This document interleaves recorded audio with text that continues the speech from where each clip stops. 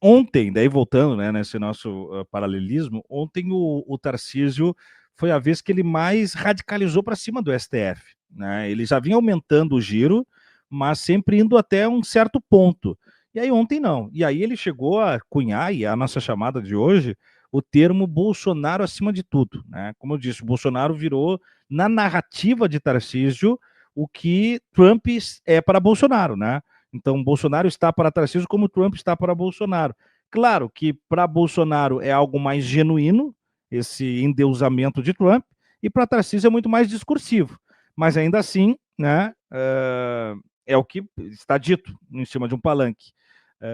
Como é que fica essa ronha mais grave do Tarcísio com os ministros da corte e esse lugar de vassalagem mesmo, como os próprios ministros definiram que o Tarcísio está ocupando com relação a Jair Bolsonaro?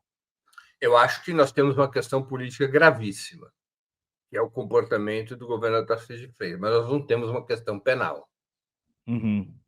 Eu volto aqui a afirmar, eu sou um crítico da judicialização da política e da politização da justiça. Ou seja, a ideia de que a extrema-direita deve ser combatida com recursos abusivos à justiça não é uma ideia que me agrada.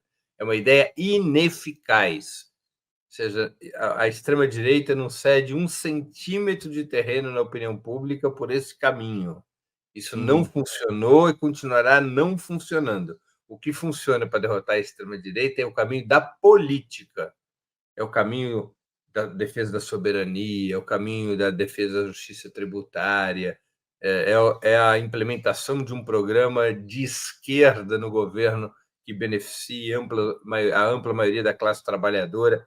Isto é o que permite avançar, a esquerda avançar e a direita recuar. O caminho da justiça é ineficaz, porque vitimiza os seus alvos. A direita usou contra a esquerda e foi ineficaz em termos de opinião pública. Foi eficaz porque tirou Lula do pleito de 2018 e permitiu a vitória do Bolsonaro, ok. Mas Lula saiu da cadeia e foi direto para a rampa do Planalto. Uhum. Então é ineficaz do ponto de vista da opinião pública. Eu entendo que exista na esquerda esse afã de querer colocar tudo na justiça, de criminalizar tudo, considerando que há nisso uma radicalidade contra o bolsonarismo. Eu entendo esse sentimento, mas esse sentimento não tem lastro na racionalidade, nem na racionalidade a respeito da sua efetividade no combate à extrema-direita, nem no desenho do Estado mais útil para a esquerda. A excessiva criminalização é um bumerangue. O mesmo padrão de criminalização será usado numa outra situação contra a esquerda, com a esquerda ficando a descoberto na sua narrativa, porque se defendeu tão grave penalização à direita, quando essa penalização vier à esquerda, perderá argumentos. Então, eu sou um defensor da liberdade de expressão. Eu sou contra a caracterização judicial do crime de opinião. Se o Tarcísio quer subir no palanque e arregaçar com o STF, se o Tarcísio quer subir no palanque e se abraçar a Donald Trump, se Tarcísio quer apoiar o Bolsonaro incondicionalmente, nós devemos, a esquerda deve fazer a ele a mais severa crítica política, mas ele não está cometendo crime algum, como tampouco nós estávamos cometendo crime quando fazíamos isso naquele período em que o Lula estava preso e a Operação Lava Jato esculhambava com a esquerda no país. Uma coisa é a opinião. Se o Tarcísio cometer crimes, é diferente o que o Tarcísio está fazendo do que o Eduardo Bolsonaro. O Eduardo Bolsonaro foi articular medidas contra o Brasil. Ele participou de um crime. Até agora, contra o Tarcísio, não há acusações desse tipo, de que ele tenha participado de uma articulação desse tipo. Se houver acusações e provas a esse respeito, muda de figura. Mas que ele tem uma opinião favorável não é crime, embora seja politicamente pavoroso, mas não há crime. Se ele esculhamba o Alexandre de Moraes, não há crime. O Alexandre de Moraes não possui proteção constitucional à crítica política, ou sequer à crítica judicial. Ele não é uma vestal protegida pela Constituição e nenhum ministro da Corte Suprema o é. Portanto, ele pode sim ser esculhambado. Se houver injúria, calúnia e difamação, Alexandre de Moraes que processe o governador de São Paulo ou quem mais tiver injuriado, caluniado ou difamado sua imagem.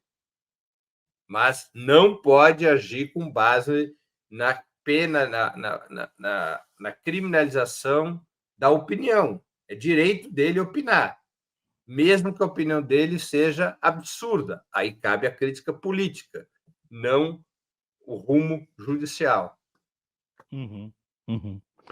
O Breno, e aí, cada vez mais, né, já não há mais dúvidas, ao meu ver, né, de que o Tarcísio está sendo preparado para essa missão. A minha dúvida é o desejo dele, né, o quanto vai prevalecer o desejo de Tarcísio, né, em ser esse herdeiro de Bolsonaro para essa missão. Mas é inegável que há uma força muito grande para que seja ele, né? Mas a partir de sexta-feira as coisas vão ganhar. Eu digo sexta-feira porque a tendência é que sexta-feira saia ali a sentença e tal, né?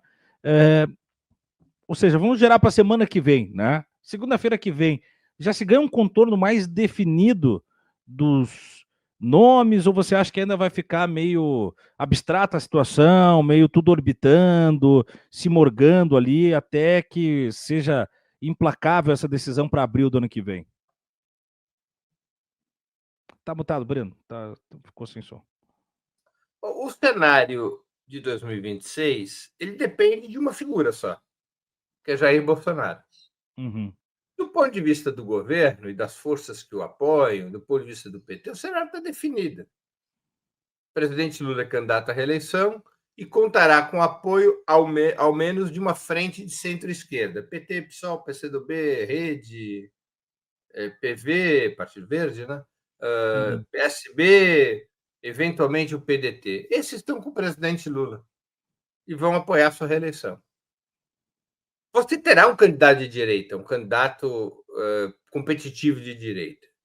Agora, depende de Bolsonaro definir quem será esse candidato, porque a depender desse candidato, você terá ou não uma frente ampla conservadora.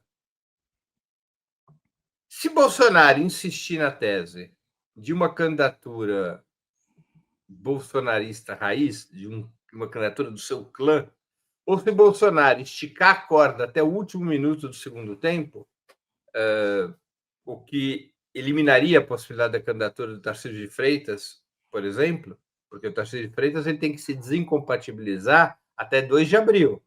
Ele não pode esperar o momento do registro das candidaturas para ser candidato. Dia 2 de abril ele tem que se desincompatibilizar. Todo mundo que estiver exercendo cargo público no Poder Executivo e que for concorrer a um outro cargo que não o seu, nas eleições do ano que vem, diz a lei, tem que se desincompatibilizar 6 meses antes. Tarcísio pode continuar no cargo para disputar a reeleição de governador de São Paulo, mas para disputar a presidência ele tem que sair até 2 de abril, ou ele não tem mais viabilidade. Entendi. Então, se o bolsonarismo insistir numa candidatura puro sangue ou esticar a corda até agosto, até o prazo da inscrição de candidaturas em agosto de 2026, é um cenário. Se Bolsonaro apoiar Tarcísio de Freitas ou qualquer outro candidato que unifique a direita, é outro cenário. Então, a peça que move o jogo é o Jair Bolsonaro. Eu acredito que a tendência de Jair Bolsonaro hoje é se compor com Tarcísio. Por quê? Não há outra saída para ele. Ele não tem outra opção para não passar muitos anos na cadeia que não apoiar o Tarcísio. Somente a vitória do Tarcísio pode dar a ele uma chance de sair da cadeia. Acho que ele esperará a sentença do STF e acho que ele esperará a decisão do parlamento sobre o projeto de anistia. A última bala dele vai ser esse último tiro dele será em torno do projeto de anistia. O projeto de anistia é complexo. Eu acho que ele passa na Câmara com facilidade, porque para aprovar o projeto de anistia, você precisa de maioria absoluta. né? Você precisa ter a maioria dos deputados presentes. Ou você precisa de 257 votos. Uhum. Metade mais um de uma Câmara com 513. A direita bolsonarista, somada ao Centrão, tem fácil 257 votos. Fácil. E nós estamos vendo uma adesão ao projeto de anistia por parte do PP, do União Brasil, do Republicanos e até do PSD. Então, eles vão ganhar na Câmara. No Senado, é um pouco mais difícil se o Alcolumbre cumprir sua palavra, mas ninguém põe a mão no fogo por isso. Também ali, se houver um acordo entre o bolsonarismo e o Centrão, passa anistia. Aí o presidente Lula,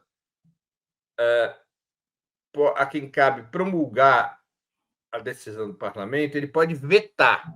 Se o presidente Lula vetar, aí a Câmara e o Senado precisam ter maioria qualificada, que aí é a maioria de 3/5, né? 2/3 ou 3/5 para revogar veto. Agora me deu um branco aqui. Mas, enfim, aí precisa de maioria qualificada para derrubar o veto. Aí é mais difícil. Então, o projeto da anistia, mesmo que ele seja aprovado, mesmo que o presidente Lula vete, mesmo que o parlamento derrube o veto, ele pode ser embargado pelo STF. O STF pode considerá-lo inconstitucional, embora seja complexo à luz da Constituição, né? Porque a Constituição veta a anistia em 2 casos específicos. Veta no caso de tortura e no caso de tráfico de drogas. Não veta anistia no caso de tentativa de golpe de Estado. Né? O STF teria que, naquela sua tradição de ser também um poder legislativo, o STF teria que, digamos... Mas pode acontecer, o STF embarga. Então, de toda maneira, não é fácil o projeto de anistia passar e passar rapidamente. Né? Vai ter obstáculos para isso e o próprio governo vai se mexendo para impedir que isso aconteça. Uhum. Uhum. Né? Mas esse é o último tiro do Bolsonaro. Não funcionou o projeto de anistia, ou não funcionou em tempo hábil, sua única chance é ter um presidente aliado. Porque se Tarcísio de Freitas é eleito presidente com um Congresso conservador, a aliança entre o Poder Executivo e o Poder Legislativo, sob condições na qual a direita ganhou as eleições, isso emparelha o STF. Aí é muito difícil o STF bloquear a anistia, e aí o Bolsonaro não será mais presidente, mas ele poderá voltar a ser um homem livre. Uhum. Né? Então, como eu não acredito que Bolsonaro tenha a estrutura psicológica para suportar muitos anos na cadeia, eu estou convencido, e acho que já há indícios fortes disso, de que Bolsonaro irá apoiar Tarcísio de Freitas, desde que Tarcísio de Freitas se comprometa até o talo com a anistia de Bolsonaro. E Tarcísio de Freitas já está entregando esse compromisso, como a gente viu ontem. Tarcísio de Freitas se abraçou a Bolsonaro como nunca o tinha feito desde que foi eleito governador. Defendeu a anistia, atacou Alexandre de Moraes, ele falou para o chefe e falou para o núcleo mais duro do bolsonarismo, para poder ganhar um aval, porque este aval é necessário, é indispensável para que Tarcísio seja candidato a presidente da República. Um setor da direita está reclamando, especialmente os veículos de comunicação vinculados à direita, Globo, Folha, Estado, estão reclamando, claro, eles são anti-Bolsonaro, mas esse era um movimento indispensável para Tarcísio. Tarcísio precisa do apoio do Bolsonaro para ser candidato e constituir uma ampla frente conservadora. Eu acho que essa é a tendência principal, que Bolsonaro endosse a candidatura de Tarcísio diante do compromisso de que Tarcísio, no mesmo dia da sua posse, declarará, não é o presidente que propõe anistia, quem propõe anistia é o Congresso, mas diante do compromisso evidente de Tarcísio, que no dia da sua posse endossará o projeto de lei pró-anistia, ou mesmo que indultará os réus dos processos golpistas. É uma outra saída. O indulto depende do presidente da República. Tá? Então, eu vejo dessa forma. Eu acho até que nós tivemos ontem, por parte de vários políticos, muito jogo de cena, né? Mesmo por parte do Tarcísio, porque muitos ali defendem a anistia de Bolsonaro, pátria ou morte, torcendo para ele não ser anistiado, né? Claro. Querem o apoio do Bolsonaro, mas não querem a concorrência do Bolsonaro. Tá chorando em cima do caixão, né? Claro, claro. Você tem ali que mostrar amor ao morto, não é? Exato. Para poder casar com a viúva, tem que mostrar amor ao morto. É isso.